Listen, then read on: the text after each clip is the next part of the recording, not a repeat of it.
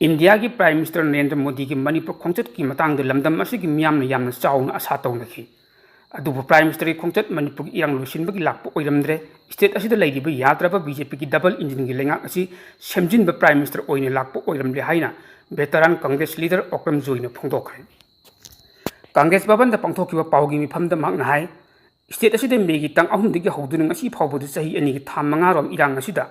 मियोय कया की पुंची मांगख्रे मियोय लिसिंग हुमफु हेनमना मयुमदा चंगबा याददुना रिलीफ कैंपसिंग दे मित्तगी मापी तादुन याम वाना पुंची लेनरी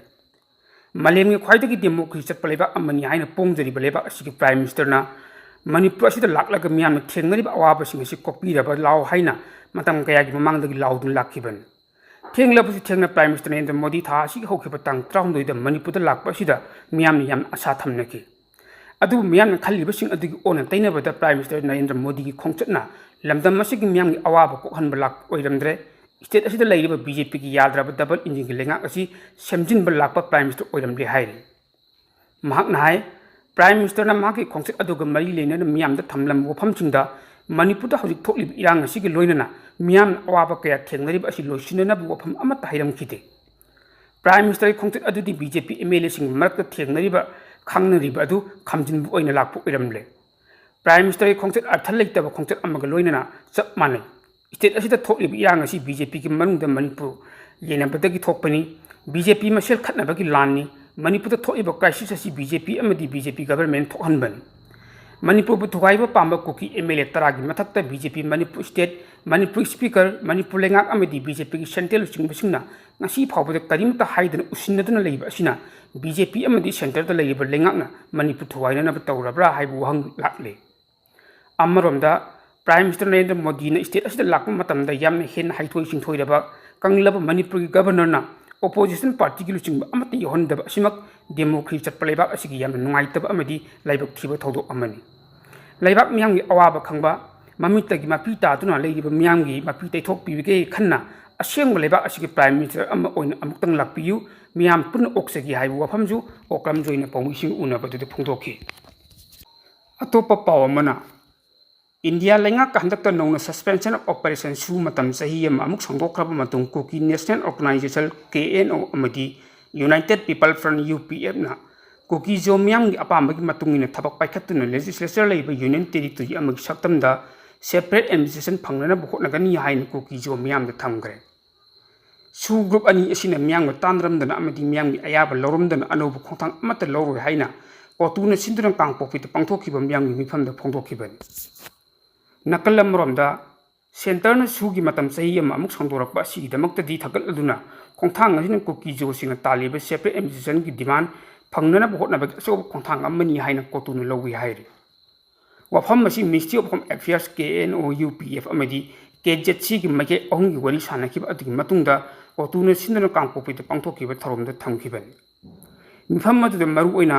negotiated political settlement for the Kuki जो community in a time bound manner हाइबा मके अहुंगी ओइबा रिजोल्यूशन अदुदा सब मानना अमतोइना पंखिबा दुगी मतंगदा हेन मयक सिंग खंगमिनखि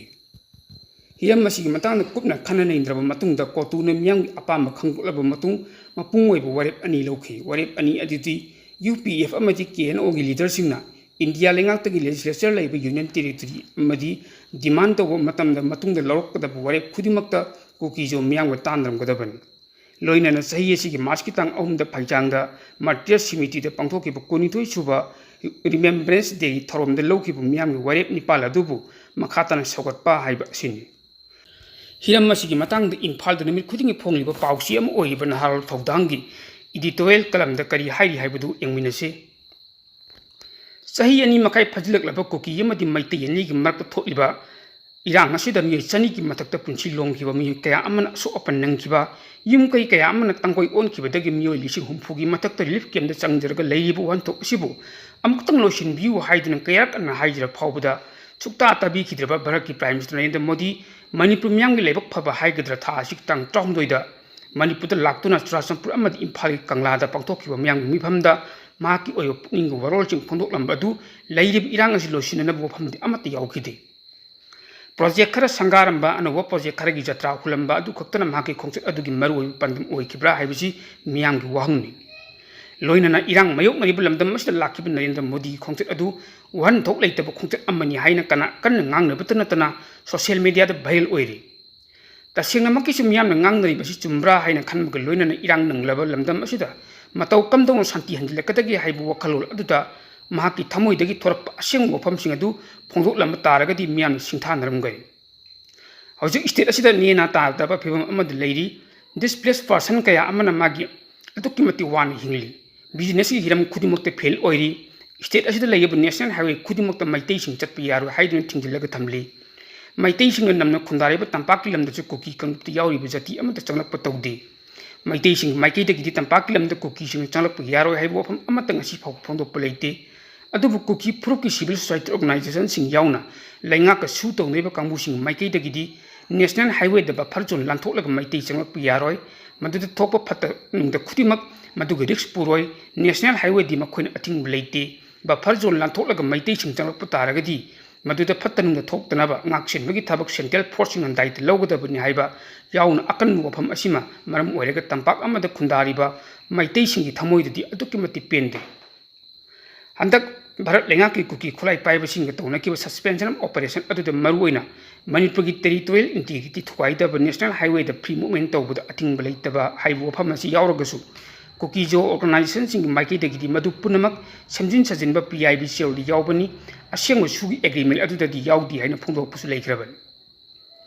भारत लेंगाक अमदी मणिपुर लेंगाक स्टेट असिदा मतौ कमदोनो शांति हंजिलकदगी हाइबगी मतंगदा थौसिल कया पुथोलंबदी याय हाइरिबा थौसिल सिंग अदुगी मनुंगदा मणिपुरदा लेगिबा सिविल सोसाइटी ऑर्गेनाइजेशन अहुम लुसिंगबसिंग मिनिस्ट्री ऑफ होम अफेयर्स की कंबुगा तंक कया थोकना उनदनु वरी सानके CSO सिंगी माइकैदगी स्टेट असिदा शांति हंजिलकनबा प्राइम मिनिस्टर नरेंद्र मोदी मणिपुर लाक्पगी तंगाई फदब लई हाइबगी सजेशन पिरमबग लोइनना कुकी नार्को टेररिस्ट सिंग अमदी सस्पेंशन ऑफ ऑपरेशन सुदी यावरिबा कुकी खुलाई पाइबसिंग लौतुनरगा पॉपी प्लांटेशन कया तौबुत नतना इंग चिकन लेजरिबा मणिपुर थुवाइना होटनारी हाइबसी यामना मयक सिंग फोंदोप लेखरे भारत लेंगांग लखलप खोंथांगी सकम ओइना कुकी खुलाई पाइबसिंग नौना सुगी एग्रीमेंट तौनदुना यासिनबो पुरखी अदुग स्टेट असिदा इरांग थोखलिबा लेंगाक सु तौनरिबा KNO अमदी UPF के कंबुसिंग शांति हंजिलकनबा अकनबा मोंगदा इंस्ट्रक्शन अमदी पिबिदन थमले मसिनसु अमुक केन लमदम असिगी म्यामदा खोइरांग खोसाउ ननबग लोइनना लेबा असिगी मपी मपा ओइबा नरेंद्र मोदी न लेबा मनुंगी ओइबा वथोक थमोइ सेनलुसिनबु होनद्रे हाइबदु मयक सिंग ताकपनि इमुंग अमदी युमगी अहलम ओइना इमुंग अदुगी लैलिबा वथोक अदु मिचंग मिखाइ नाइदबा मोंगदा लोइसिनबा हैद्रगदी मपी मपा अम ओइना युमगी अहल अदु मतिक चादबनी हाइना लौनगनि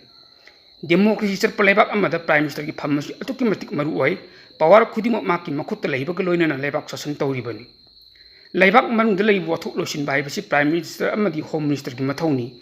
सही अनि मखाइ फजिलकलबा मणिपुर वथोक असी लुसिंग अनीना ngasi फबो लुसिंग ngamdriba karigino मणिपुर थवाइरग सेपरेट एडमिनिस्ट्रेशन की डिमांड तौरिबा कुकी MLA तरा दिल्ली द कौदुना वरी सानबग लोइनना स्टेट असिगी लैगिबा MLA हुमफुमक कौरग पुन्न फमिनहनबगी थौरांगसु तौदे हंदकी थोलिबा इरांग असि लेंगा कसु तौनरिबा कुकी खुराइ पाइबसिंग फोंगनि यावी हाइबसि भारत लेंगासु खंगलिबनि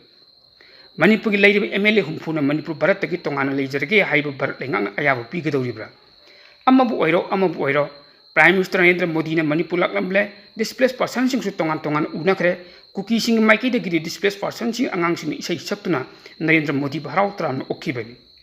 अदुग तंपाकी डिस्प्लेस पर्सन सिंग नदी पिकलिब अंगांग सिंग अदुना थेंगनरिब अवाबा सिंगदु मिटकी पीगे लोइनना प्राइम मिनिस्टर उहन की पौदमखी